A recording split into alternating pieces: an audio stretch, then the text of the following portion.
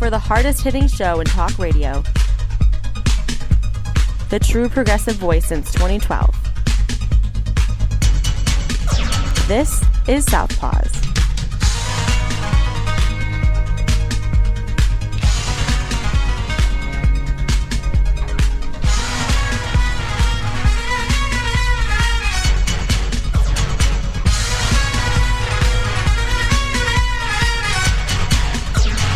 And welcome to Southpaws on the Pacifica Radio Network. We are the leaders of the revolution. My name is Darren Gibson. I'm your host today. We have got quite a few updates to discuss.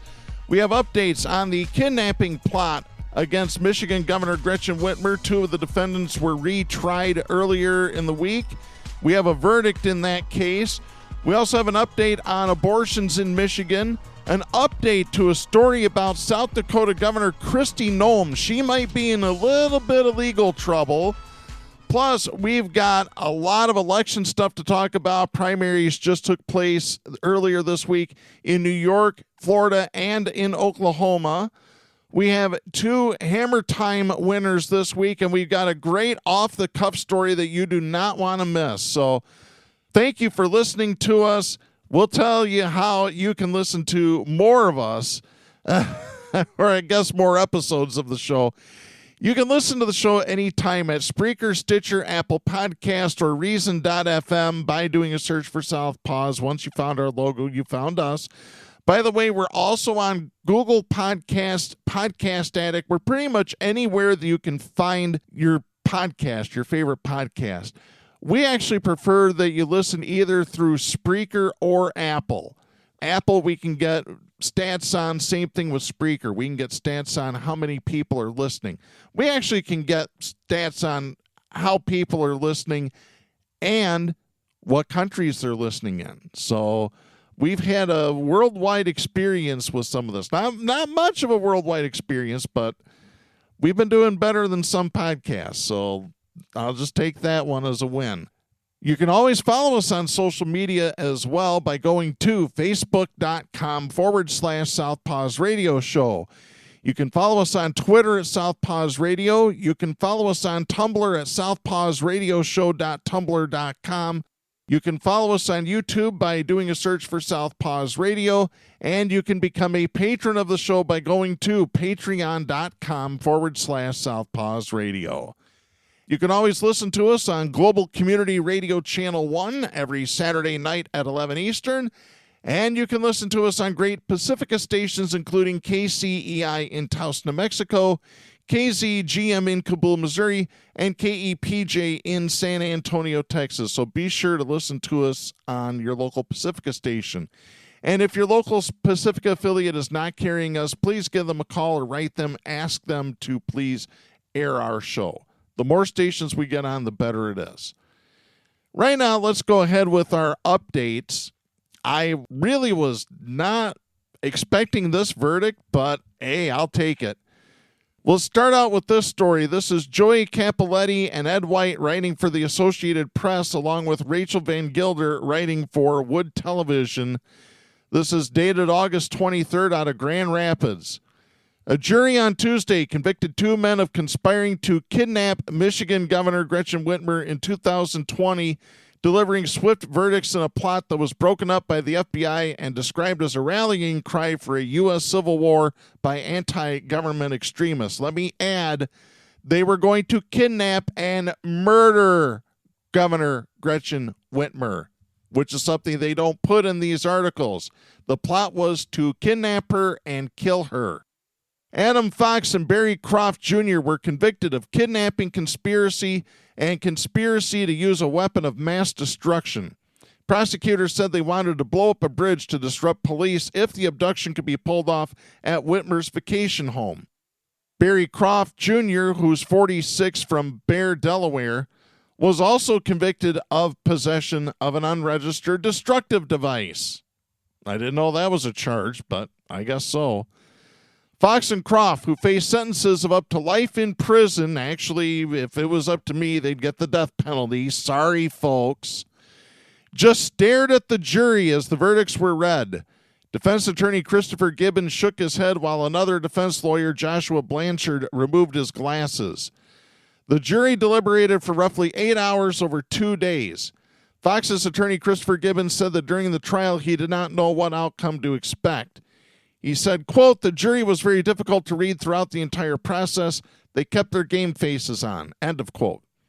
Jurors declined to speak to reporters outside the federal courthouse in Grand Rapids, which I don't blame them because these are militia folks. They're nutty. They're going to come find these jurors, and who knows what kind of harm they're going to try and do to them. I wouldn't talk to the media either, and I'm a member of the media. I don't blame them.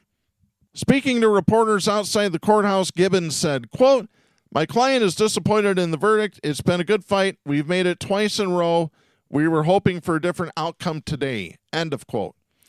He cited issues with the jury that the judge has ordered be dealt with in private and indicated an appeal was likely. Gibbons said, quote, "We will be pursuing all avenues of relief for our clients in between now and sentencing," end of quote. He added, quote, "In the legal process, there's always another day and there's always another rule and another avenue, and we will be pursuing all of those vigorously on behalf of our clients," end of quote. Well, what Gibbons is talking about, there's an allegation that one of the jurors went in with a bias against the defendants already. The judge investigated that and found that claim was absolutely bogus. So there you go. Croft's attorney Joshua Blanchard had tried to get the matter involving the jury placed on the public record. He had raised a concern about that juror on the third day of the trial, adding, quote, "I believe the justice should happen in public," end of quote. He has also sued the U.S. Attorney's Office over its handling of the case. He repeated, quote, "I think justice should happen in public, and they wouldn't let things be public in this case. That's why I filed the lawsuit, and so we're going to pursue that," end of quote. So, yeah, what happened? This is the second trial for the pair. A jury in April could not reach a unanimous verdict. They were declared a mistrial in the case. 2 other men who were on trial at the time were acquitted. 2 other men who were involved in the plot had pled guilty and testified for prosecutors.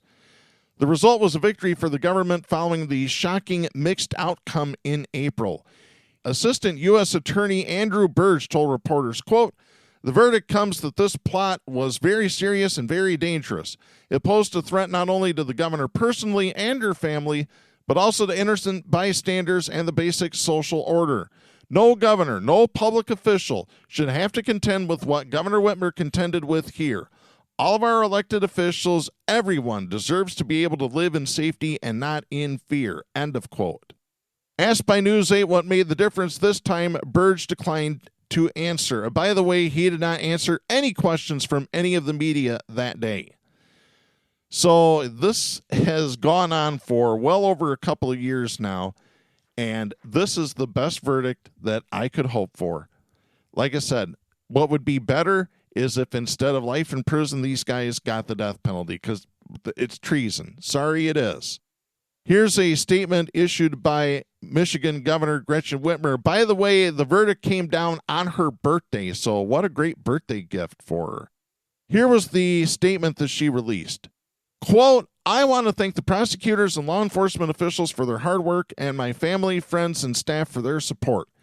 Today's verdicts prove that violence and threats have no place in our politics, and those who seek to divide us will be held accountable. They will not succeed. But we must also take a hard look at the status of our politics.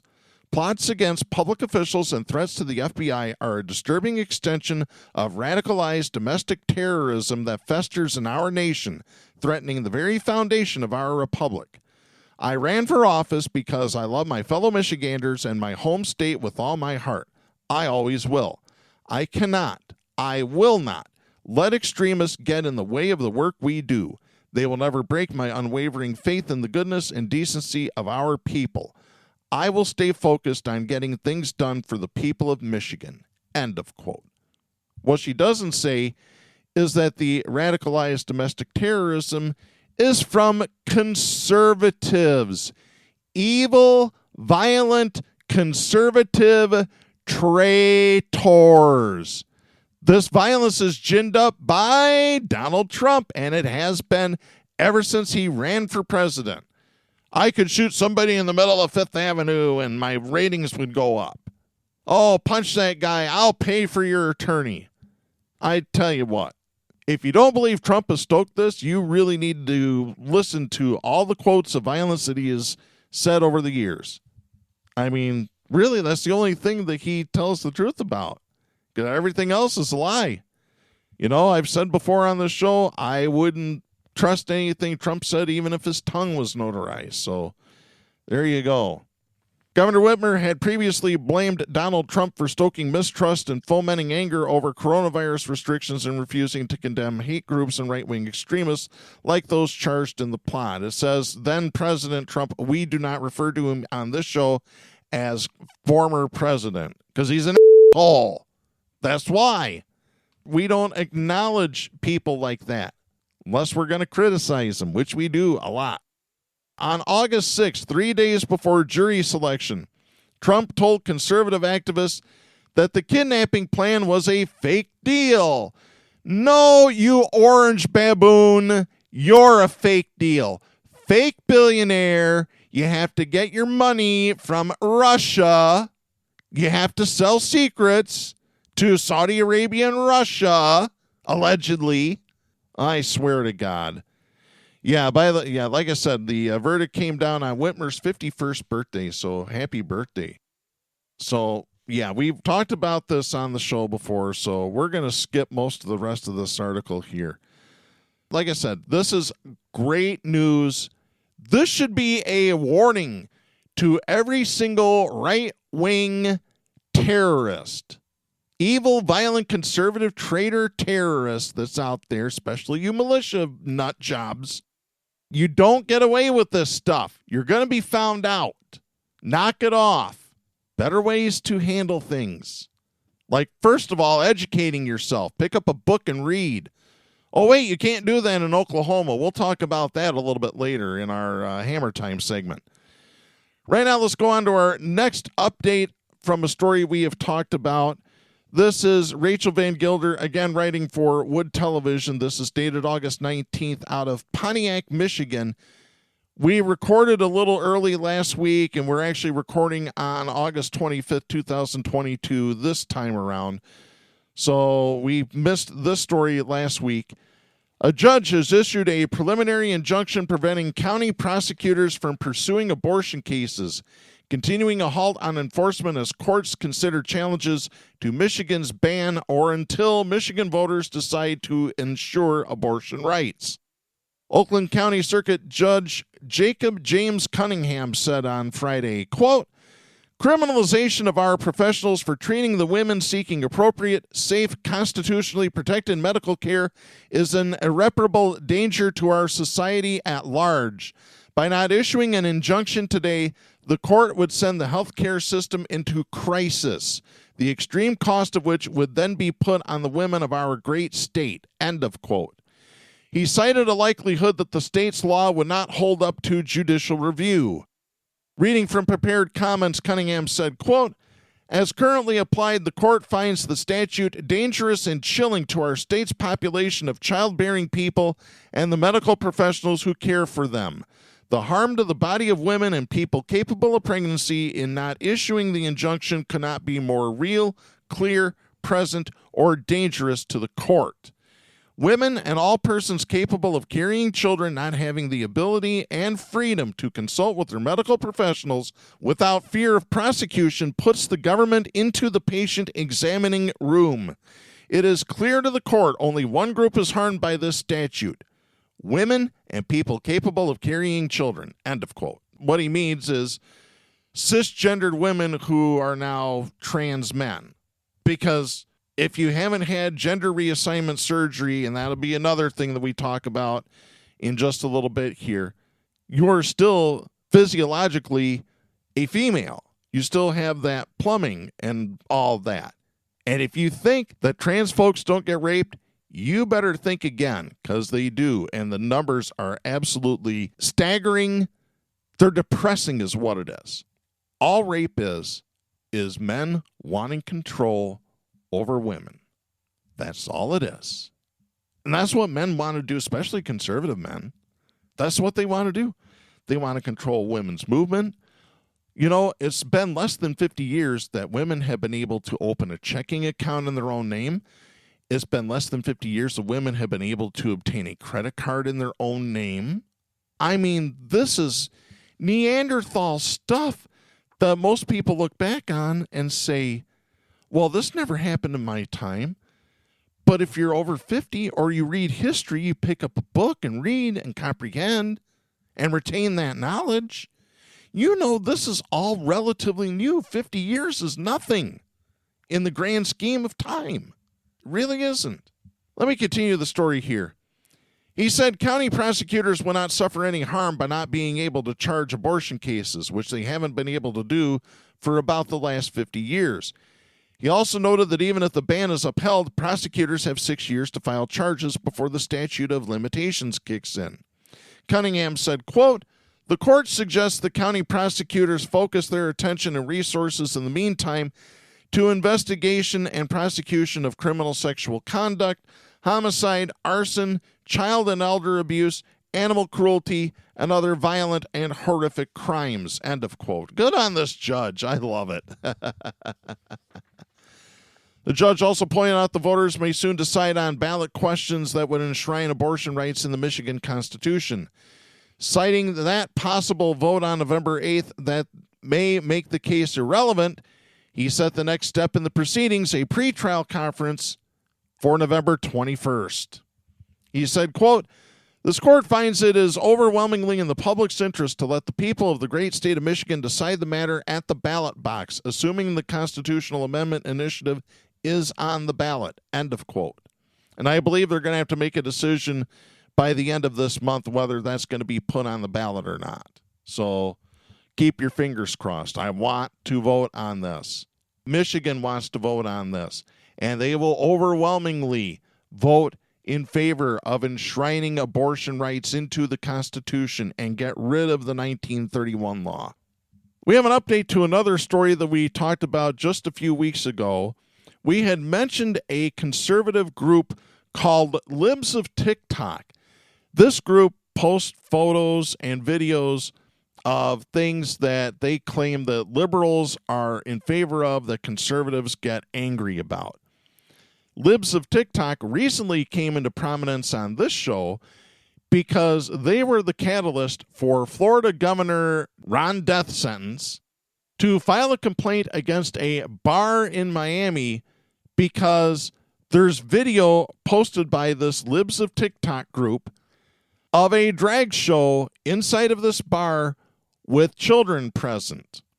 So Governor DeSantis filed a complaint under a 1947 Florida Supreme Court ruling that called cross-dressing a public nuisance. So this bar might get their liquor license yanked and might get shut down by the state. Well, in a little bit of karma, I've got this story. This is from god.daily.com. So this is the God account at daily.com. And it's a great account. You really need to subscribe to that website and read their stories. This one is dated August 18th. One of the social media accounts known as Libs of TikTok, which has been encouraging fans to harass school teachers for either being or supporting LGBTQ plus people, has been banned from Facebook after pivoting to attack a children's hospital. Yeah, they mess with the wrong folks.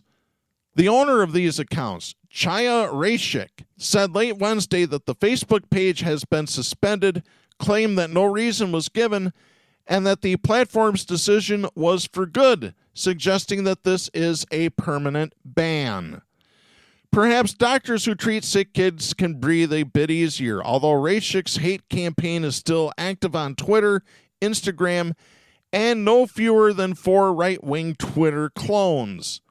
The ban comes soon after Libs of TikTok was once again in the news because people they had posted about were getting a flood of death threats and other hateful messages from their many thousands of followers.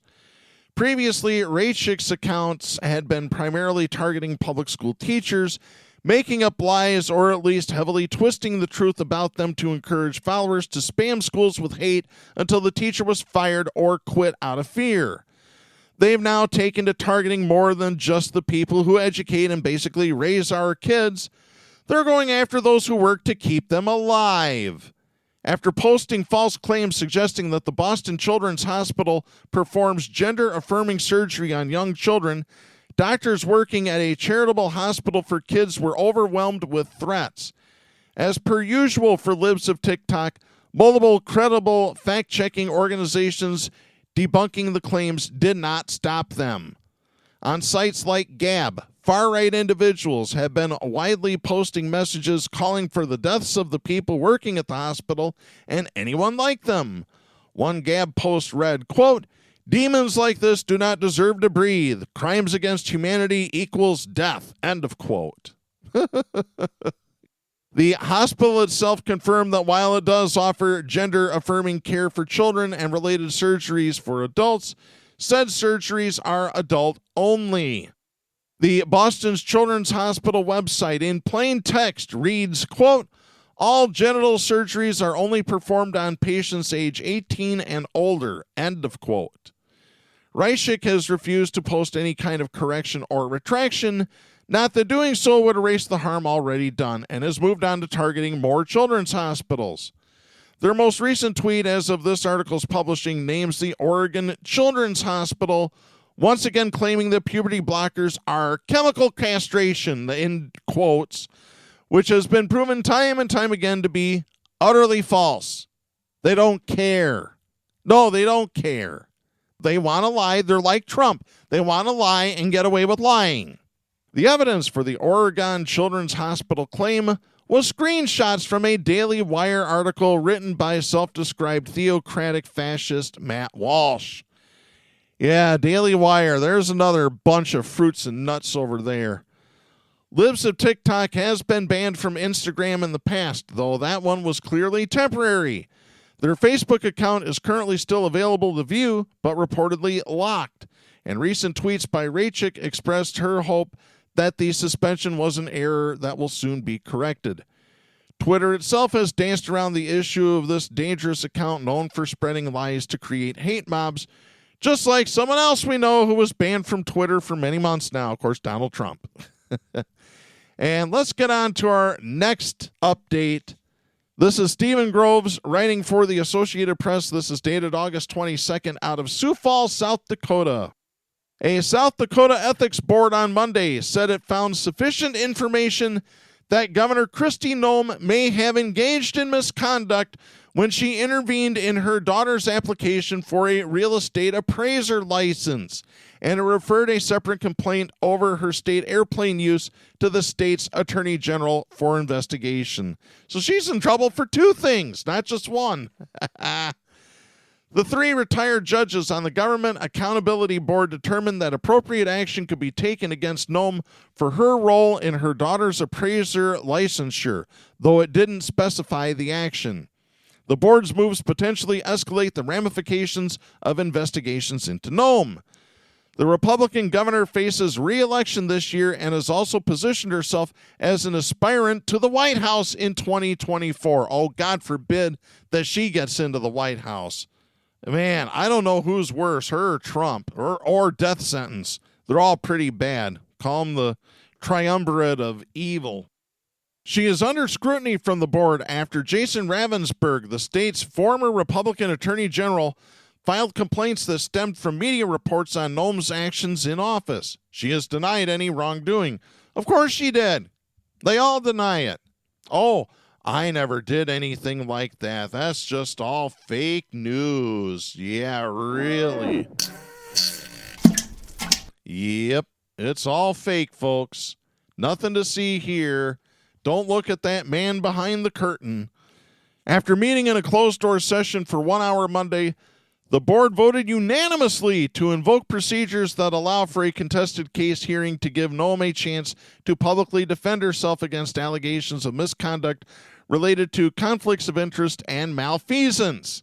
The board also dismissed Ravensburg's allegations that Noem misused state funds in the episode. However, the retired judges left it unclear how they will proceed. Lori Wilbur, the board chair, said the complaint was partially dismissed and partially closed, but added that the complaint could be reopened. She declined to discuss what would cause the board to reopen the complaint. The board can issue a public or private reprimand or direct an official to do community service.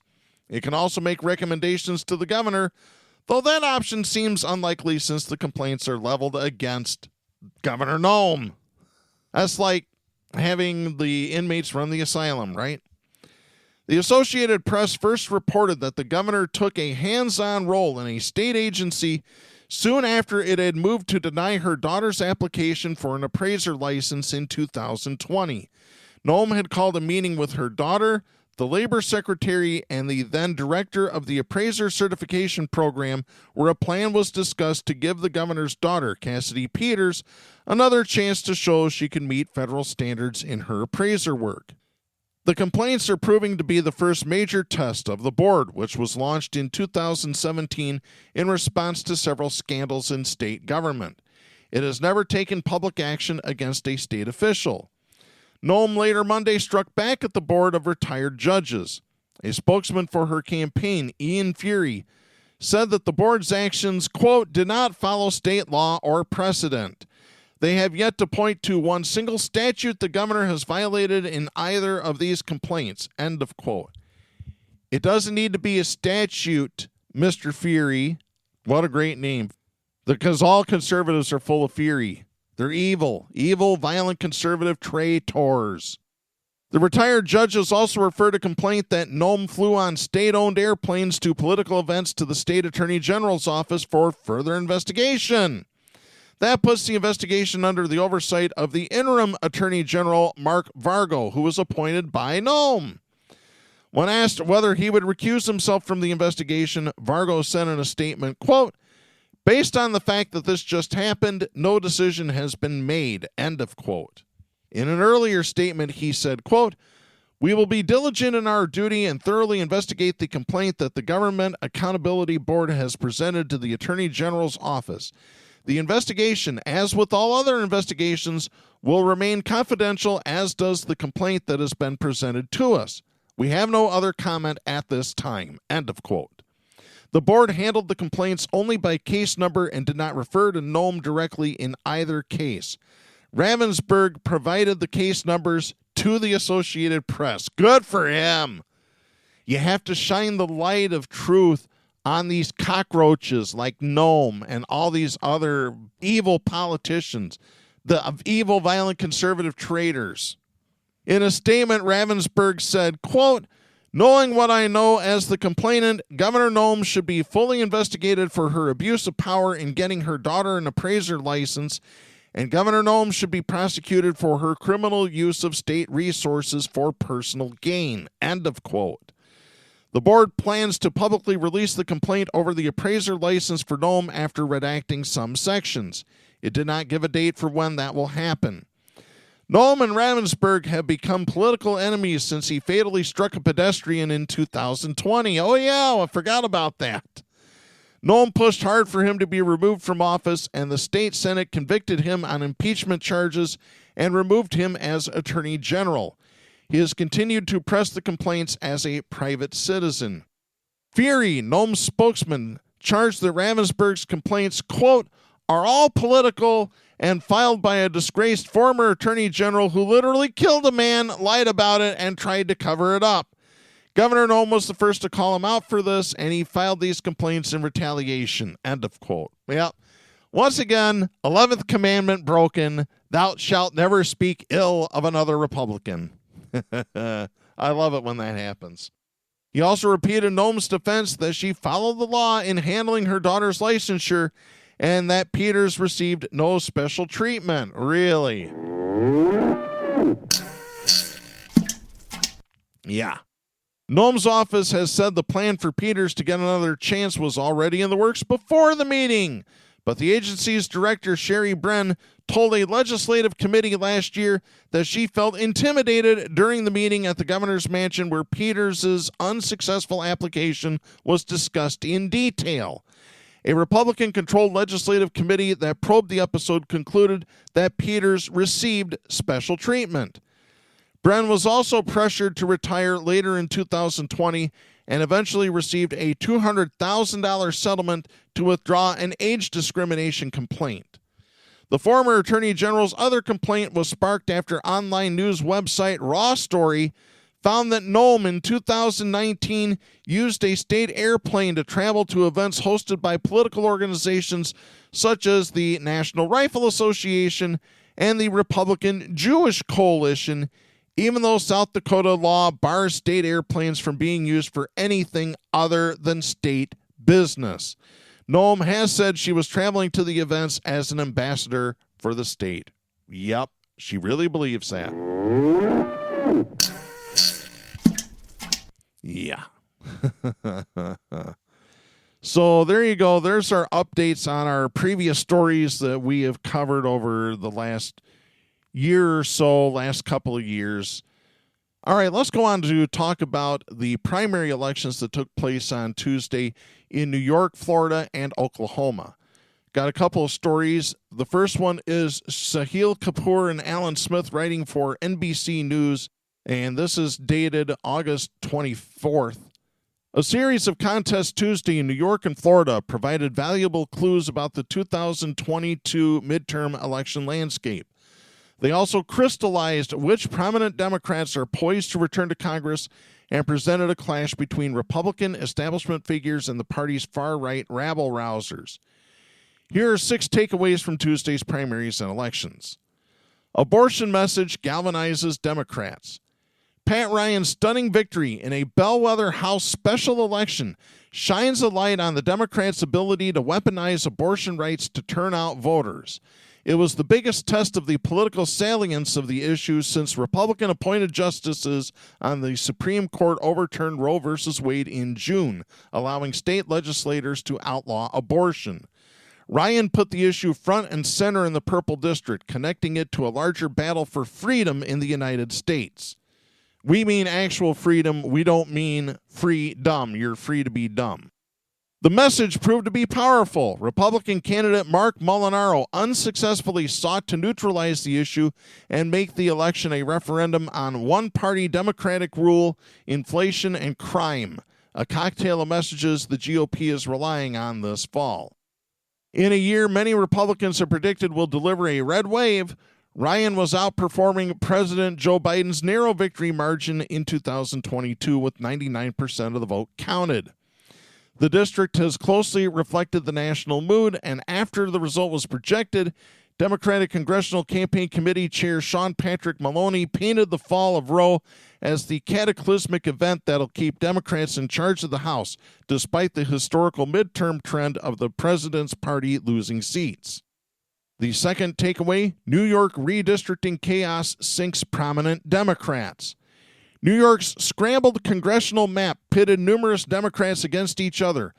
The most powerful lawmaker to lose Tuesday was Representative Carolyn Maloney, the chair of the House Oversight Committee, who lost to Representative Jerry Nadler, the chair of the House Judiciary Committee, after their Upper West and Upper East Side districts were merged.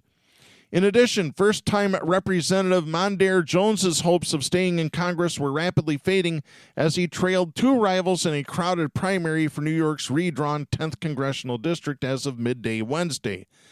NBC News projects that the race is still too close to call as of this recording. House Speaker Nancy Pelosi praised Jones on Wednesday as, quote, a respected progressive voice on Capitol Hill and a relentless fighter for working families, end of quote. She added that he is, quote, leaving a principled legacy during a short period of time in Congress, end of quote.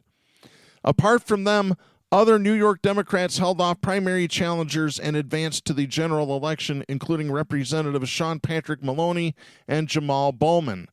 It was largely a self-inflicted wound for the state party after an earlier map drawn to maximize its partisan gains was thrown out by the courts. Takeaway number 3, progressive self-destruct in Lower Manhattan. The Democratic primary in the 10th District was a battle for Lower Manhattan and parts of Brooklyn, one of the most progressive districts in the entire country. but progressives may have fumbled a wide-open layup by offering up a crowded field of candidates and paving a path for the relatively more moderate Daniel Goldman. I love how they add two different analogies together. Fumbling, which is a football term, and a wide-open layup, which is a basketball term. I don't know who wrote that. With 98% of the vote counted, Goldman, a former federal prosecutor, led with 25.7% ahead of three progressive candidates, including Jones, who combined for nearly 59% of the vote. Right here's a case where ranked choice voting would work really good. Fears about the left's failure to consolidate were voiced before the primary, but numerous candidates refused to drop out. By the way, NBC News has not projected a winner in this race yet. Takeaway number 4, right-wing flamethrowers fall short. Some of the most controversial candidates on the Republican primary ballot did not advance. In Florida's 11th congressional district, Laura Loomer, the self-proclaimed Islamophobe who is banned from Facebook, Twitter, and even Uber Eats. How does somebody get banned from Uber Eats? Please enlighten me on that. She fell short in a challenge against Representative Daniel Webster. In New York's 2nd Congressional District, Representative Andrew Garbarino, who Donald Trump repeatedly blasted after he supported the bipartisan infrastructure package and independent commission to investigate the January 6th attack on the Capitol, easily defeated a challenge from veteran Robert Cornicelli, who falsely said that the 2020 election was rigged. In New York's 23rd District, State Republican Chairman Nick Langworthy bested Buffalo businessman Carl Palladino, most famous for his string of incendiary and racist statements over the past 12 years, including a recently unearthed interview he gave last year in which he said Hitler was, quote, the kind of leader we need today, end of quote. He later said the comments were a serious mistake, but had been taken out of context. Yeah. No, they weren't taken out of context. You said what you said, and you meant what you said. Compounding matters were a trio of losses at the state house level by candidates who gained national attention in recent days. In Oklahoma, Jaron Jackson and Scott Esk lost after being scrutinized for anti-Semitic and homophobic comments. In Florida, Luis Miguel was crushed by his opponent after saying he had a plan that would allow Floridians to shoot federal agents on sight. Takeaway number 5. Palladino's loss also represents a major defeat for Representative Elise Stefanik, the number 3 House Republican who endorsed him. Stefanik put her weight behind Palladino's congressional bid almost immediately after Representative Chris Jacobs resigned from the seat this year, seeking to flex her political muscles in her home state. But the gamble showed the limits of her powers. The endorsement was supposed to show her dominance over the New York Republican Party, particularly as it related to Langworthy, the state party chairman. Instead, Langworthy is about to be seated in Congress, and Stefanik is left to explain what went wrong. Meanwhile, the endorsement caused consternation among others in Republican leadership, given Palladino's well-documented history of making incendiary and racist comments, that is according to an NBC News report in June. Compounding matters, Representative Jim Banks of Indiana, the chairman of the influential Republican Study Committee, and a potential rival of Stefanik's for a leadership post in the next Congress, backed Langworthy. Banks was quick to celebrate the win. Takeaway number 6, Florida Governor Ron Death Sentence gets his re-election challenger, but keeps focus on President Joe Biden. At the top of mind in Florida's 2022 gubernatorial contest is 2024, particularly as it relates to Governor Ron Death Sentence's potential presidential bid. In a speech he gave near Miami on Tuesday, Death Sentence chose to focus not on Representative Charlie Crist, who won the Democratic primary for governor earlier in the night, but on President Biden. The Florida primary came just days after Death Sentence traveled to Pittsburgh and near Youngstown, Ohio, to stump for Doug Mastriano, the Republican nominee for governor in Pennsylvania, and J.D. Vance, the Republican Senate nominee in Ohio. Death Sentence, who has led Crist in polls before the primary, also cut a campaign ad this week, portraying himself as Top Gov in a portrayal of Tom Cruise's Top Gun character. Well, you're no Pete Mitchell there, Governor Death Sentence. What a maverick he is. Yeah. Oh, my God. Unbelievable, folks. Absolutely insane. And we got some good news coming out of Florida here. I want to get to this next story. This is Clarissa Jan Lim writing for BuzzFeed News. This is dated on Wednesday. With the fight over abortion rights looming large over the midterm elections, voters in Florida ousted two prominent anti-abortion elected officials in separate races on Tuesday. Florida Representative James Bush lost his re-election bid, a notable defeat for the sole Democrat in the state legislature who voted on a 15-week abortion ban and the anti-LGBTQ Don't Say Gay bill. So this guy is a fake Democrat. He's in favor of this stuff. Like I said, run the fakes out of the party. You can't have a big tent. Big tent doesn't work. Tried telling you folks this. Need to believe me. His opponent, 37-year-old lawyer Ashley Gant, ran on a platform focused on affordable housing, public education, and criminal justice reform. Gant, an attorney and former public school teacher, has criticized Bush for siding with Republicans on the abortion ban and the Don't Say Gay bill, which bars classroom discussion about sexual orientation or gender identity. Gant and Bush were the only two candidates vying for District 109. Since she won the primaries, she is now the representative-elect. So, yeah, Bush was first elected to the Florida State House in 1992. He was elected again in 2008, then in 2018. His penchant for supporting Republican-sponsored bills drew the ire of his fellow Democrats, some of whom publicly voiced their support for Gant in the election. Democratic State Senator Jason Pizzo recently accused Bush of, quote, voting against Democratic values and kissing the governor's ass all day, every day, end of quote. Good for him. I'm glad. Jason Pizzo is great. I love it. Pizzo was pissed off. Florida voters also ousted Jared Smith, an incumbent circuit judge for Hillsborough County who gained notoriety for rejecting a teenager's request for an abortion because her grades were low. The race between Smith and his opponent, Nancy Jacobs, was relatively contentious for a typically low-key, nonpartisan judgeship election. That's according to a report published by the Tampa Bay Times. Smith had denied a 17-year-old seeking an abortion without parental consent in January of this year on the basis that her grades were low and that she lacked intelligence or credibility and was therefore not mature enough to get an abortion. An appeals court later overturned his ruling. Jacobs did not directly criticize Smith over his decision, but she has shared posts on Facebook regarding the ruling. By the way, Florida bars judicial candidates from making public statements on legal issues, so there you go. In a statement to BuzzFeed News, Jacobs said she looked forward to taking the bench in January and, quote, ensuring that the people of Hillsborough County who enter my courtroom are treated with respect, dignity, and integrity every day, end of quote. She said that Smith's decision in the abortion case was possibly, quote, one factor among many in voters' decisions on whom to cast their ballots for in this race, end of quote, given that the case had made national headlines. Smith had made his Christian faith central to his re-election campaign. His wife, Suzette, once told supporters that Jacobs, who is Jewish, quote, needs Jesus, end of quote. Suzette Smith continued, quote, we pray for her. She needs Jesus. To deny God and to deny the Bible is a person that's the heart is very hard toward God, end of quote. Yeah. So apparently Suzette Smith is also anti-Semitic. Jacobs called the comments troubling and accused the couple of, quote, using their religion to insult and disparage the faith of an opposing candidate, end of quote. Well, we know what Carlin has said about religion. He said it's the greatest bullshit story ever told. No contest.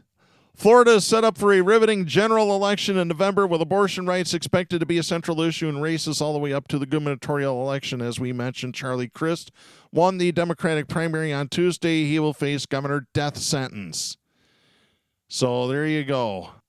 Crist defeated Nikki Fried in the primary. Nikki Fried accused Crist of being pro-life. which, hey, I'll just say it, he is. Why do you keep voting for centrist or conservative Democrats? Get rid of them. Get rid of them all of them.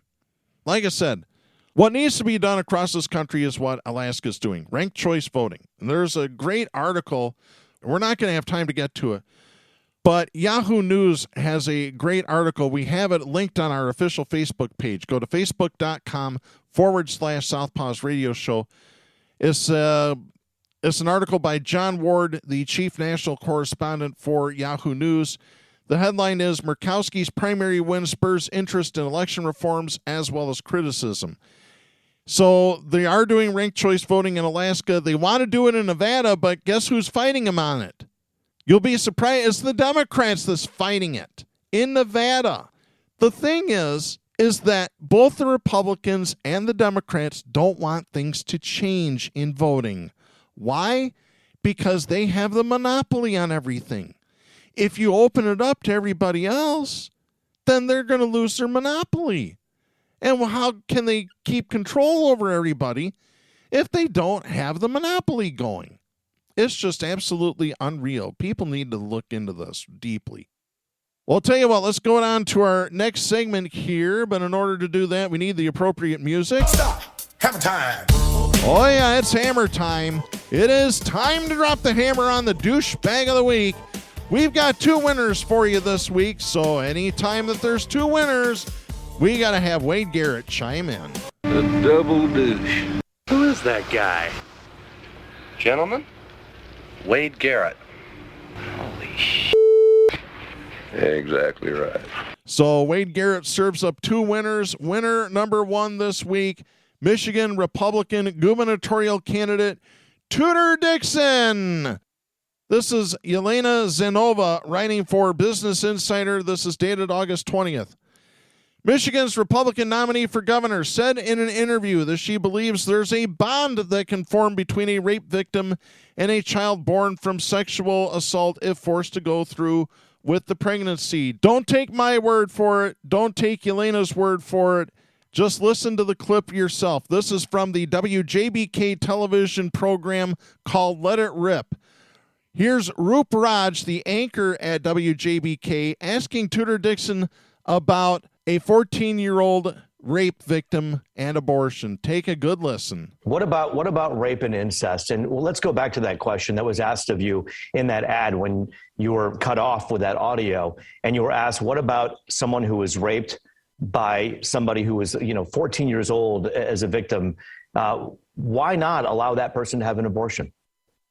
I've talked to some other legislators about this, and they've met the same people that I've met who've told their story of once this child knew they were in their 2nd or 3rd trimester, and I am that child, that I've talked to those people who were the child of a rape victim, and the bond that those 2 people made, and the fact that out of that tragedy, there was healing through that baby. It's something that we don't think about because we assume that story is someone who was taken from the front yard, then returned. That's generally not the story there. And those voices, the babies of rape victims that have come forward, are very powerful when you hear their story and what the truth is behind that. It's very hard to not stand up for those people. Well, I tell you what, she's nutty. She is absolutely nutty here. Let me continue the story again. This is Business Insider. Abortion rights groups have long warned the people who are forced to carry out a pregnancy that's the result of rape or sexual assault can experience additional trauma or suffer other health problems. It's not a claim. This has been proven by folks like the Guttmacher Institute. Proven. At a campaign stop earlier this month, Dixon made an alarming argument in favor of putting an end to abortion. According to a report by the Daily Beast, she stated that abortions create, quote, a safe haven for any type of predator out there. If you're a predator, there's nothing you like more than abortion. And if you can get a girl an abortion without her parents knowing, you can keep hurting her. End of quote. What an absolutely ignorant thing for her to say. So winner number 1, Tudor Dixon. Winner number 2 this week, The Norman, Oklahoma School Board. I have this story. This is Haven Horatio Egritzitz and Kenneth Niemeyer writing for Business Insider. This is dated August 23rd. An Oklahoma high school English teacher was placed on administrative leave Monday after she told students how to access banned books through a New York library. The teacher, who asked not to be named due to the ongoing disciplinary hearings, told Business Insider she was put in an impossible situation when students returned to classes last week to find bookshelves covered over and classroom libraries, including her own, dismantled. The vague wording in a recent state ban on teaching critical race theory in Oklahoma schools has prompted fear and confusion among public school teachers who don't know which books are considered offensive and will trigger backlash. Norman schools told teachers that they must have personally read every book in their classroom or provide 2 professional sources verifying the book's appropriateness being in quotes. To protect themselves and the school district, some teachers in Norman public schools have removed their classroom libraries or covered all books with paper. When students came back to school on Friday, they had questions. The teacher said, quote, "They see that every single bookshelf is covered over and no books are visible, and I answered that question that students had, and I answered it honestly." End of quote. She said the books were banned, quote, because they center perspectives in communities that many state leaders felt threatened by. That's the LGBT plus and Black, Indigenous, people of color communities, end of quote. The teacher said she then told students about Unbanned, a program out of the Brooklyn Public Library that provides access to free ebooks of banned literature. And by the way, we really want you to check out the Unbanned program. Just do a search for it. You'll find it easy. On Monday, she was told that a meeting had been scheduled between her and an assistant superintendent for the district. She was then alerted that a substitute teacher had been assigned to her class and she had been placed on administrative leave. She requested that the Monday meeting be moved back so she could retain legal representation through the teachers' union. Wes Moody, the executive director of communications and public relations for the Norman Public Schools, told Business Insider first that the teacher had taken leave until the meeting, which was rescheduled for Tuesday afternoon. When pushed on whether the leave was her decision or if she was told she was not permitted on school grounds until the meeting, as she claimed, he said he could not confirm. He said, quote, "A concerned parent reached out to us about a potential issue regarding Oklahoma House Bill 1775. We are reviewing the matter and are scheduled to speak with the teacher later today. They have not been suspended or terminated," end of quote. After the meeting Tuesday, Moody told Business Insider that the teacher was not terminated, but had expressed that she planned to resign. He said, quote, "The concern centered on a Norman Public Schools teacher who, during class time, made personal political statements and used their classroom to make a political display expressing those opinions. Like many educators, the teacher has concerns regarding censorship and book removal by the Oklahoma State Legislature. However, as educators, it is our goal to teach students to think critically, not to tell them what to think. We addressed the issue and expected the teacher to return to class as normal Wednesday," end of quote. Oh, they're teaching critical thinking, really. No, you're not, because the Republicans have put an end to critical thinking with all this legislation like this. Jesus Christ. The sophomore English teacher is starting her second year at Norman Public Schools. The district still engulfed in controversy from disciplinary action it took against another teacher. Last year, the school board fired Norman High School history teacher Richard Cavett after he shared photos of threatening graffiti with a school parent who is a progressive local activist like him. The graffiti was a list of students who were either Black, LGBTQ+, or both, with a threat and a date, according to Cavett, who has since moved to Connecticut. He was concerned the district was going to cover up the threat without informing police or others in the school community. That parent then shared the images with media outlets.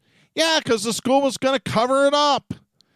Cavett told Business Insider he shared the graffiti photos after he reported the vandalism to the principal and then heard from a student that the graffiti was being painted over without the help of police.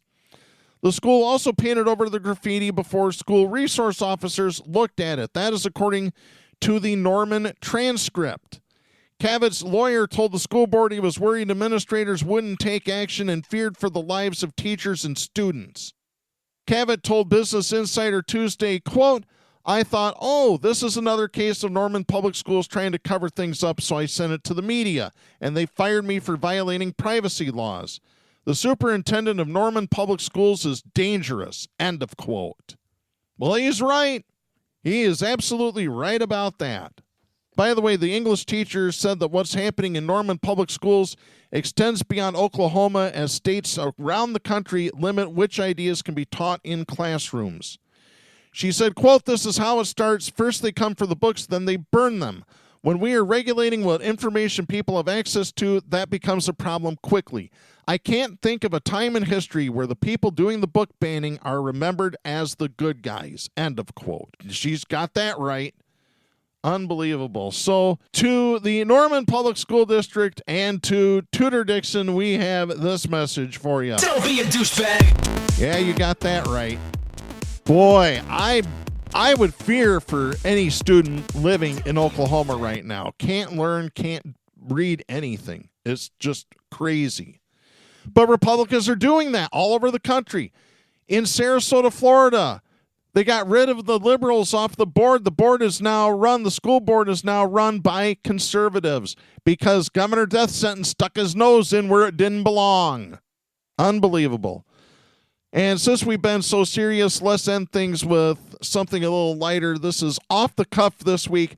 This is James Bickerton writing for Newsweek, dated August 17th. Police in Ohio have arrested a couple for allegedly having sex on the Ferris wheel at the Cedar Point amusement park. 32-year-old David Davis of Florida and 32-year-old Heather Johnston were arrested by officers after their alleged behavior was reported by a group of riders in a cart just below them. The group of four, consisting of 2 women and 2 minors under the age of 18, I think that's a redundant statement. I think if you're under 18, you're considered a minor, noticed Davis and Johnston engaging in sex acts just after dark on Sunday, according to WKYC television, citing the Sandusky, Ohio Police Department. They also said that their cart had been shaking while the suspected couple were above them. Oh, can you imagine the potential body fluids that would be coming down on you? I don't know what they were thinking. Be kinky. Oh, shut up, Tano. Oh, my God. Initially, the couple denied they had been having sex, with Johnston saying she had been bending over to pick up a pack of cigarettes with Davis's assistance. Yeah, they needed the smoke it was an after-sex smoke. You know, that's...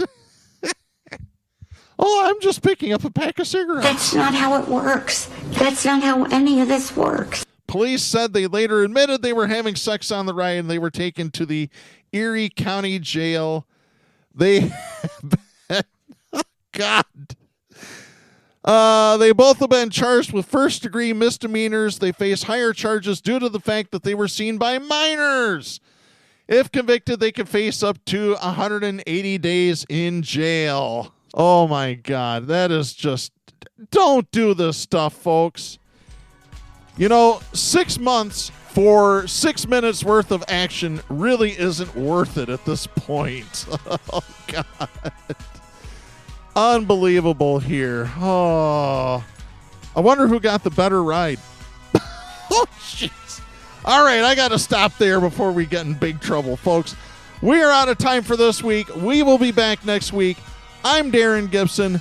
Make sure you please support independent media, the First Amendment, and a woman's right to choose. The stations that carry Southpaws do not necessarily share the opinions expressed on the show.